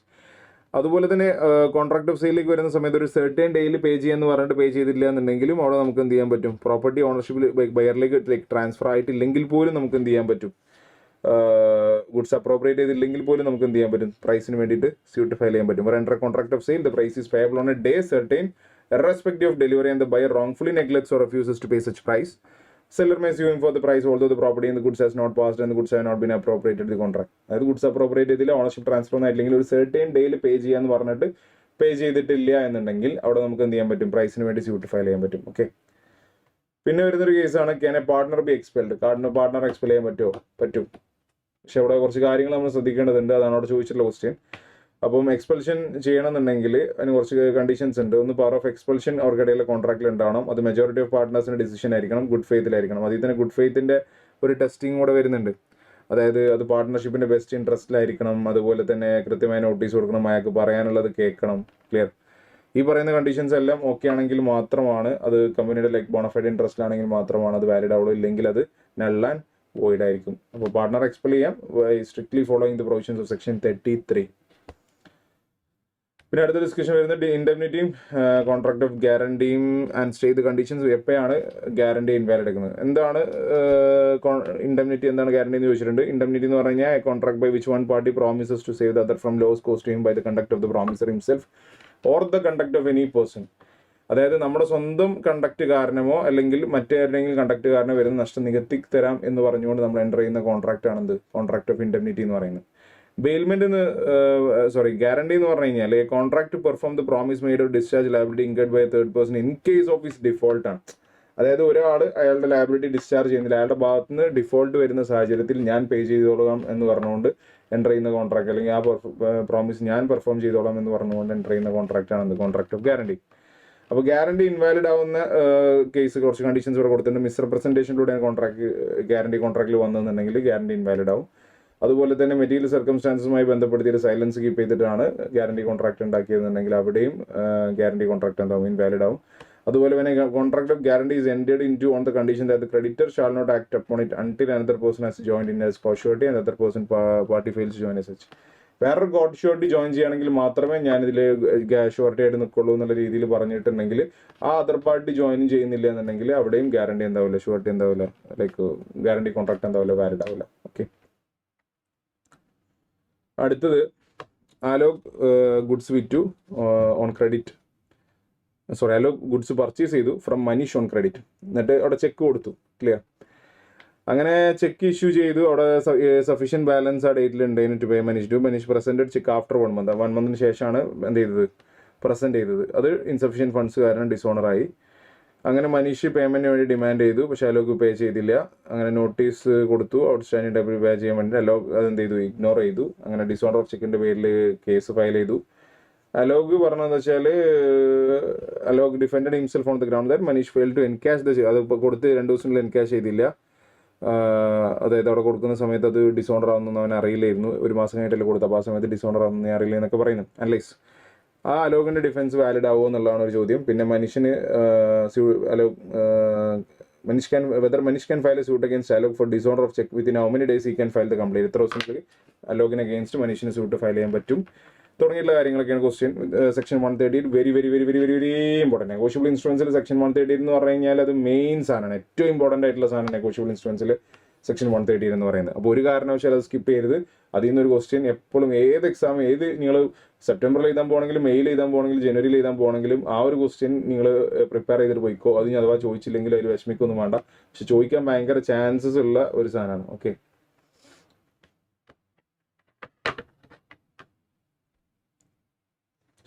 അപ്പോൾ സെക്ഷൻ 138 പ്രകാരം ഇവിടെ പറഞ്ഞിട്ടുണ്ട് dishonour of cheque for insufficiency funds in account section shall not apply. എപ്പോഴാണ് അപ്ലിക്കബിൾ ആവാത്തത്? Within a period unless cheque അത് അപ്ലിക്കബിൾ ആവണമെന്നുണ്ടെങ്കിൽ ചെക്ക് എന്തായിരിക്കണം? Within a period of 3 months അല്ലെങ്കിൽ validity period which or is earlier അതിൻ്റെ ഉള്ളിൽ നമ്മൾ present ചെയ്യണം. ഇവിടെ കൃത്യമായിട്ട് ഒരു മാസത്തിനുള്ളിൽ എന്ത് ചെയ്തിട്ടുണ്ട്? പ്രസന്റ് ചെയ്തിട്ടുണ്ടല്ലോ. ക്ലിയർ. അപ്പോൾ അതുകൊണ്ട് അലോകിൻ്റെ ഡിഫൻസ് എന്തല്ല, വാലിഡ് അല്ല. ക്ലിയർ. നമ്മൾ തന്ന ദിവസം തന്നെ സബ്മിറ്റ് ചെയ്തോളം നിർബന്ധമൊന്നുമില്ല. ആ ചെക്കിൻ്റെ വാലിഡിറ്റി പീരീഡ് തീരുന്നതിന് മുമ്പ് അല്ലെങ്കിൽ within a period of 3 months എന്ത് ചെയ്താൽ മതി? സബ്മിറ്റ് ചെയ്താൽ മതി. അതുപോലെ കുറച്ച് കണ്ടീഷൻസ് കംപ്ലീറ്റ് ചെയ്യാണ്ട്, അതായത് ഇപ്പോൾ പേ അല്ലെങ്കിൽ already due cause of the cheque എന്ത് ചെയ്യണം? പേയ്മെന്റിന് വേണ്ടി ഡിമാൻഡ് ചെയ്തിട്ട് എന്ത് ചെയ്യണം? നോട്ടീസ് കൊടുക്കണം ഇൻ റൈറ്റിംഗിൽ within 30 days of the receipt of information by him from the bank. അത് ബാങ്കിൽ നിന്ന് ഇൻഫർമേഷൻ കിട്ടി വിത്തിൻ 30 days നമ്മൾ നോട്ടീസ് കൊടുക്കണം. എന്നിട്ട് 15 daysനുള്ളിൽ പേയ്മെന്റ് കിട്ടിയില്ലെങ്കിൽ മാത്രമാണ് നമുക്ക് എന്ത് ചെയ്യാൻ പറ്റും? സെക്ഷൻ 130 പ്രകാരം ആക്ഷൻസ് എടുക്കാൻ പറ്റുന്നത്. അപ്പോൾ ടോട്ടൽ നമുക്കൊരു 45 days ടൈം ഉണ്ട്. The company complaint can filed after 45 days. അതായത് മൊത്തം 30, 15, 45 ദിവസത്തെ ഒരു നെറ്റ് എഫക്ട് ടൈം ഉണ്ട്. അതിന് ശേഷം നമുക്ക് എന്ത് ചെയ്യാം? കേസ് കൊടുക്കാവുന്നതാണ്. Clear. Manish can file a suit against Alok and can file a complaint within 45 days of disorder of check. Clear. അടുത്ത ക്വസ്റ്റ്യൻ എന്ന് പറയുന്നത് മിസ്റെപ്രസെൻറ്റേഷൻ്റെയും ഫ്രോഡിൻ്റെ ഒരു ക്വസ്റ്റ്യൻ ആണ്. അതുപോലെ സ്യൂട്ട് ഫോർ സ്പെസിഫിക് പെർഫോമൻസിൻ്റെ ഒരു ക്വസ്റ്റ്യൻ, പിന്നെ റൈറ്റ് ഓഫ് റീസെയിലുമായി ബന്ധപ്പെടുത്തിയുള്ള ക്വസ്റ്റ്യൻ. ഓക്കെ, ഇത്രയും ഏരിയയും കൂടെയാണ് നമുക്ക് ഇതിന് എന്ത് ചെയ്യാനുള്ളത്? ഡിസ്കസ് ചെയ്യാനുള്ളത്. ഓക്കെ, അപ്പോൾ അടുത്ത question define misrepresentation and fraud. Misrepresentation എന്താണ്, ഫ്രോഡ് എന്താണെന്നുള്ളത് കൃത്യമായിട്ട് അവിടെ ഡിഫൈൻ ചെയ്തിട്ടുണ്ട്. ഫ്രോഡ് എന്ന് പറഞ്ഞു കഴിഞ്ഞാൽ means and includes any of the following acts. അതായത് ഈ പറയുന്ന ആക്ടുകളൊക്കെയാണ്, 5 ആക്ടുകളുണ്ട്. അത് ചെയ്തിട്ടുള്ളത് കോൺട്രാക്റ്റിലുള്ള പാർട്ടി ആവാം അല്ലെങ്കിൽ അയാളുടെ കൺവീൻസ് ഓർ ഏജന്റ്. ക്ലിയർ. അവിടെ നിർബന്ധമായിട്ട് ഉണ്ടാവേണ്ട സാധനം എന്ന് പറഞ്ഞാൽ ഇന്റന്റ് ടു ഡിസീവ് ഉണ്ടാവണം. ഫ്രോഡ് ആണെങ്കിൽ ഇന്റന്റ് ടു ഡിസീവ് ഉണ്ടാവണം. നിർബന്ധമായിട്ട് ഒരാളെ പറ്റിക്കാനുള്ള ഉദ്ദേശം ഉണ്ടാവണം. ക്ലിയർ. എന്നിട്ട് അതിലൂടെ കോൺട്രാക്റ്റിൽ എൻ്റർ ചെയ്യുക. ഇപ്പം ഒരു സജഷൻ, ഒരു ഫാക്റ്റ് ആയിട്ട് പറയാം, അത് തെറ്റാണ്, പക്ഷെ അത് എന്താ പറയുക, തെറ്റാണെന്ന് അറിയാവുന്ന ഒരാൾ, by the one who does not believe to be true, അത് ശരിയായിട്ട് പറയാം. ക്ലിയർ. അതുപോലെ തന്നെ active concealment of a fact by one having knowledge or belief of the fact. അതായത് അറിയാവുന്ന ഒരു കാര്യം നമ്മൾ എന്ത് ചെയ്തു? മനഃപൂർവ്വം മറച്ചു വെച്ചു. ക്ലിയർ. അതുപോലെ തന്നെ പെർഫോം ചെയ്യാൻ ഇന്റൻഷൻ ഇല്ലാതെ നമ്മൾ എന്താ പറയുക, ഇപ്പോൾ ചെയ്യാന്നുള്ള രീതിയിൽ പ്രോമിസസ് കൊടുക്കുക. വേറെ എന്തെങ്കിലും ഒരാളെ പറ്റിക്കാൻ പറ്റുന്ന മറ്റെന്തൊരു ആക്റ്റും, അതുപോലെ തന്നെ വേറെ എന്തെങ്കിലും ഒരു ആക്റ്റോ ഒമിഷനോ ലോ സ്പെസിഫിക്കലി ഫ്രോഡ്ലൻ്റ് ആയിട്ട് ഡിക്ലെയർ ചെയ്തുള്ള കാര്യങ്ങൾ ചെയ്തുകൊണ്ട് അത് ചെയ്തത് കോൺട്രാക്റ്റിലുള്ള പാർട്ടി ആവാം അല്ലെങ്കിൽ അയാളുടെ കൺവീൻസോ അല്ലെങ്കിൽ അയാളുടെ ഏജന്റ് ഒക്കെ ആവണം. അവിടെ ഇന്റൻഷൻ ഡിസീവ് ഉണ്ടെങ്കിൽ അതിലൂടെ കോൺട്രാക്റ്റിലേക്ക് ഒരാൾ എൻ്റർ ചെയ്തിട്ടുണ്ടെങ്കിൽ അത് ഫ്രോഡാണ്. ക്ലിയർ. പിന്നെ മിസ്റെപ്രസെൻറ്റേഷൻ ഞാൻ പൊതുവെ പറയാറുണ്ട്, അതൊരു നിഷ്കളങ്കനായ ഫ്രോഡാണ്, ഇന്നസെന്റ് ഫ്രോഡാണ്. അതായത് നമ്മൾ പറയുന്ന കാര്യം എന്താണ്, തെറ്റാണെങ്കിലും ശരിയെന്ന് വിശ്വസിച്ചിട്ട് പറഞ്ഞ കാര്യമായിരിക്കും. ക്ലിയർ ആണോ? അതുപോലെ തന്നെ എന്തെങ്കിലും ബ്രീച്ച് ഓഫ് ഡ്യൂട്ടി ഒക്കെ ചെയ്തു, അത് കാരണം മറ്റേ പേഴ്സൺ എന്തെങ്കിലും രീതിയിലൊരു അഡ്വാൻറ്റേജ് ഉണ്ടായി. അതുപോലെ തന്നെ ഇന്നസെന്റ്ലി എന്താ ഇതാണ് ചെയ്തിട്ടുള്ളതാണ്. ക്ലിയർ. അത് ഒരു മിസ്റ്റേക്ക് പോലെ ഒരു അറിയാതെ പറ്റിപ്പോയതാണ്, അല്ല മനഃപൂർവ്വം ആരെയും പറ്റിക്കാനുള്ള ഉദ്ദേശത്തിൽ ചെയ്തൊന്നുമല്ല. പക്ഷെ അത് കാരണം സ്വാഭാവികമായിട്ട് ഏതെങ്കിലും ഒരു പാർട്ടിക്ക് എന്തെങ്കിലും രീതിയിലൊരു ബുദ്ധിമുട്ടുണ്ടായിട്ടുണ്ടാവും. അപ്പോൾ അതുമായി ബന്ധപ്പെടുത്തിയുള്ള ഡിഫറൻസിൻ്റെ ഒരു കാര്യങ്ങളും അതിൻ്റെ കൂടെ വരുന്നുണ്ട്. ഫ്രോഡ് എന്ന് പറയുമ്പോൾ to deceive the other party by hiding the truth ആണ്. നല്ല ശ്രദ്ധിക്കണം, ബേസ് ഓഫ് ഡിഫറൻസ് നിർബന്ധമാണ് കേട്ടോ. ഇന്റൻഷനിലേക്ക് വരുമ്പോൾ ഡിസീവ് അതർ പാർട്ടി ഉണ്ടാവും. അതേസമയം ഇവിടെ അങ്ങനത്തെ ഇന്റൻഷൻസ് ഒന്നും തന്നെ ഉണ്ടാവണമെന്നില്ല. No such intention. Knowledge of ട്രൂത്തിലേക്ക് വരുന്ന സമയത്ത് the person making suggestion believe that the statement as untrue. The person making the suggestion believe that the statement as untrue. അതായത് പറയുന്ന ആൾ അത് എന്താ പറയുക, തെറ്റാണെന്ന് അറിഞ്ഞുകൊണ്ട് ആണ് പറയുന്നത്. ക്ലിയർ. അതേസമയം അവിടെ അങ്ങനെയാണോ? അല്ല, അവർ ശരിയെന്ന് വിശ്വസിച്ചിട്ടാണ് പറയുന്നത്. തെറ്റാണെങ്കിലും ശരിയെന്ന് വിശ്വസിച്ചിട്ടാണ് പറയുന്നത്. Believes to be true although it is not true. റെസിഷനിലേക്ക് വരുന്ന സമയത്ത് injured party can repudiate the contract and claim damages. Injured പാർട്ടിക്ക് കോൺട്രാക്ട് ക്യാൻസൽ ചെയ്യാനും ഡാമേജ് ക്ലെയിം ചെയ്യാനൊക്കെ പറ്റും. Injured party is entitled to repudiate the contract. ഇവിടെ contract ഇതുപോലെ തന്നെ നമുക്ക് എന്ത് ചെയ്യാൻ പറ്റും? ക്യാൻസൽ ചെയ്യാൻ പറ്റും. പക്ഷേ സ്യൂ ഫോർ റെസിഷൻ മാത്രമേ പറ്റുള്ളൂ, ഡാമേജ് പറ്റില്ല. ക്ലിയർ. റെസ്ട്രിക്ഷന് വേണ്ടിയിട്ട് സ്യൂട്ട് ഫയൽ ചെയ്യാൻ മാത്രമേ പറ്റുള്ളൂ, ഡാമേജിന് ക്ലെയിം ചെയ്യാൻ പറ്റില്ല. ഡാമേജ് ക്ലെയിം ചെയ്യണമെങ്കിൽ അത് ഫ്രോഡ് ആയിരിക്കണം കേട്ടോ. പിന്നെ the party using the fraudulent act cannot secure protect. അതായത് അതർ പാർട്ടിക്ക് എന്താ പറയുക, ആ ട്രൂത്ത് ഡിസ്കവർ ചെയ്യാൻ പറ്റുമായിരുന്നു എന്നുള്ള എക്സ്ക്യൂസ് ഒന്നും നമുക്ക് ഇവിടെ പറയാൻ പറ്റില്ല, ഫ്രോഡിൽ പറയാൻ പറ്റില്ല. അതേസമയം മിസ്റെപ്രസെൻറ്റേഷനിൽ നമുക്കത് പറയാം. The party can always plead that the injured party had the means to discover the truth. Clear. അടുത്ത ക്വസ്റ്റ്യൻ സ്പെസിഫിക് പെർഫോമൻസുമായി ബന്ധപ്പെടുത്തിയിട്ടാണ്. ഇത് യൂഷ്വലി അങ്ങനെ അങ്ങോട്ട് കാണാത്തൊരു സാധനമാണ്. ഒരു പുതിയ തിയററ്റിക്കൽ ക്വസ്റ്റനായിട്ട് ചിലപ്പോൾ എക്സാമിന് വന്നേക്കാം. അധികം അങ്ങനെ ചോദിച്ച് കാണാത്തൊരു ഏരിയയാണ്. Study to conditions when court allows this remedy. എപ്പോഴാണ് ഈ പറയുന്ന സ്പെസിഫിക് പെർഫോമൻസ് റെമഡി പെർമിറ്റ് ചെയ്യുന്നതാണ്. സെല്ലർ ബ്രീച്ച് സംഭവിച്ചു, അവിടെയുള്ള ഒരു റെമഡിയാണല്ലോ സ്യൂട്ട് ഫോർ സ്പെസിഫിക് പെർഫോമൻസ് എന്നുള്ളത്. ക്ലിയർ. അവിടെ ഗുഡ്സ് അസർട്ടൈനും സ്പെസിഫിക് ആണെങ്കിൽ മാത്രമാണ് യൂഷ്വലി ഇത് പെർമിറ്റ് ചെയ്യുക. അവിടെ കുറച്ച് കണ്ടീഷൻസ് ഉണ്ട്. ഒന്ന് sale of specific or ascertained goods ആയിരിക്കണം. ആ power of the court to order specific performances specific relief ആക്ടും കൂടെ പരിഗണിച്ചതിന് ശേഷമായിരിക്കും കോർട്ട് ഇതിൻ്റെ എന്താ പറയുക വിധി പറയാം അല്ലെങ്കിൽ തീരുമാനം എടുക്കുക. അതുപോലെ തന്നെ ഇവിടെ കോർട്ടിന് എന്താ വെച്ചാൽ ഡാമേജ് ഒരു ആഡിക്വേറ്റ് റെമഡി അല്ലാത്ത സാഹചര്യത്തിൽ ചില സമയത്ത് എത്ര ഡാമേജ് കിട്ടിയിട്ടും കാര്യം ഉണ്ടാവില്ല, നമുക്ക് എന്ത് തന്നെ വേണ്ടി വരും, ആ ഗുഡ്സ് തന്നെ കിട്ടേണ്ടി വരും. അത്തരം സാഹചര്യം യൂഷ്വലി റയർ പെയിന്റിങ്സ്, ആൻറ്റിക്സ്, അതുപോലെ തന്നെ വിൻറ്റേജ് കാറുകൾ, ഇതിലൊക്കെയാണ് കൂടുതൽ ഇത്തരം വിഷയങ്ങൾ ഉണ്ടാവുക. ക്ലിയർ. അതുപോലെ സ്പെഷ്യൽ നാച്ചുറൽ യൂണീക്ക് ആയിട്ടുള്ള ഗുഡ്സ് ഒക്കെ ഉണ്ടാകുമ്പോഴാണ് യൂഷ്വലി ഇത് എന്ത് ചെയ്യുക, പെർമിറ്റ് ചെയ്യുക. ക്ലിയർ. ഡാമേജ് ആഡിക്വേറ്റ് റെമഡി അല്ലാത്ത സാഹചര്യങ്ങൾ, damage would not be an adequate remedy, ആ സാഹചര്യങ്ങളാണ് usually suit for specific performance എന്ത് ചെയ്യുന്നത്, പെർമിറ്റ് ചെയ്യുന്നത്. And we are going on to the very last question, that is right of resale. അതുമായി ബന്ധപ്പെടുത്തിയിട്ടുള്ള any 3 conditions state ചെയ്യാനും പറഞ്ഞിട്ടുണ്ട്. Okay, അതായത് എപ്പോഴാണ് അൺപെയ്ഡ് സെല്ലർ അല്ലെങ്കിൽ വരാം. റൈറ്റ് ഓഫ് റീസെയിൽ ആദ്യം പറയാം.